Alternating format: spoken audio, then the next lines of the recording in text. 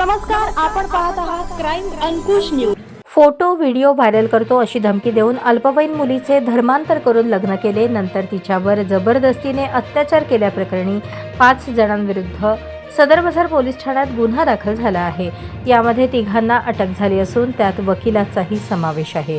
Israel Ahmad Shaikh वय 24 राहणार गुरुनानक चौक सोलापूर, मोहम्मद हनीफ सादिक शेख वय 23 राहणार कुर्बान हुसेन नगर, ॲडव्होकेट अब्दुल सलीम खतीब वय 29 राहणार न्यू बापूजी नगर, फिरोज व त्याची आई दोघेही राहणार गुलबर्गा असे गुन्हा दाखल झालेल्यांची नावे आहेत। 12 डिसेंबर 2025 रोजी त्याने विजापूर रोडवरून कारमध्ये बसवून कोर्टाजवळील शहर काझी येथे खतीब वकिलाच्या मदतीने दिशाभूल करून धर्मांतर करून इस्राईल याने पीडितेशी लग्न केले। त्यानंतर गुलबर्गा येथे जबरदस्तीने पळवून नेले, तिथे तिच्यावर अत्याचार केला असे फिर्यादीत नमूद आहे।